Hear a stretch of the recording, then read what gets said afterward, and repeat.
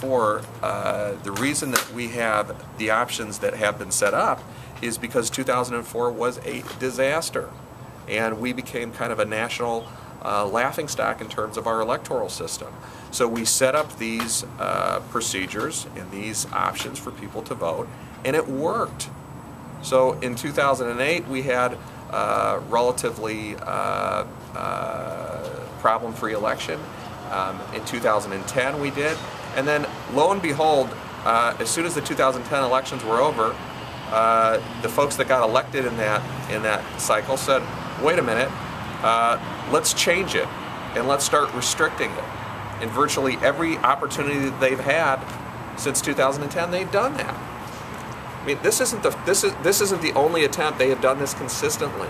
There have been 6 court rulings that have said, no, wait a minute, the way that you're affecting voting rights is a violation of people's civil rights. And it wasn't until the 7th time that they were finally successful, because they've been so determined about this. So we know what the consequences are of not having really expansive early voting, because we've experienced it before. What problem was this solving? Who was helped by this? I've never heard an explanation for that. I know who's helped by it politically, but what citizen is helped by this? The answer is nobody. This was done for a strictly political reason, and they used taxpayer money to do it, and they ought to be ashamed of themselves. Would Republicans have done this if Democrats had not been so good at using it? I don't really see it as Democrats using it. The people that used it were the people that voted.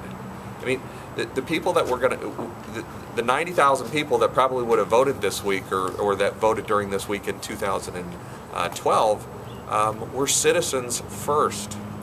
I mean, one of the sad things that's happened to our politics is why is this a partisan issue at all? I mean, it's not like we're coming out and saying, well, we think it ought to be restricted in a certain way.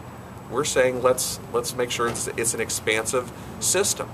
Originally, Jim, there was a bipartisan consensus that we needed to expand early voting because of the problems in 2004. So what changed? And the only thing that changed is some people, John Kasich and others, have made this into a partisan issue where they said, well, wait a minute, we want to restrict it because we think there's some political advantage to us. I mean, let the system be expansive. Let's make sure we have plenty of early voting, and whoever votes, votes. They ought to focus on getting their voters out, not making it tough for other voters to exercise their vote, their right to vote. The other side of this is going to say federal judges shouldn't be dictating state law. How do you respond to that?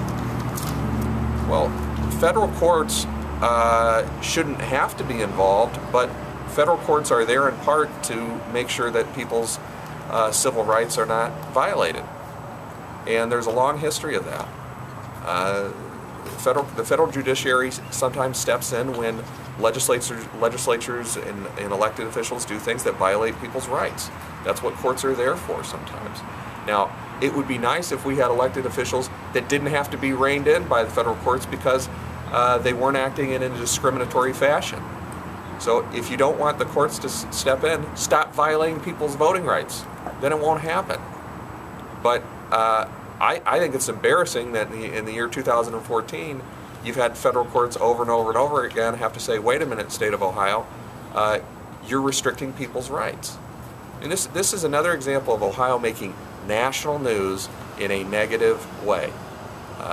We're getting national attention because our elected officials are so determined to try to restrict early voting, even though study after study after study has shown that it overwhelmingly is affecting African American voters. They ought to be embarrassed, and the rest of us ought to be angry about it, and I hope we will be.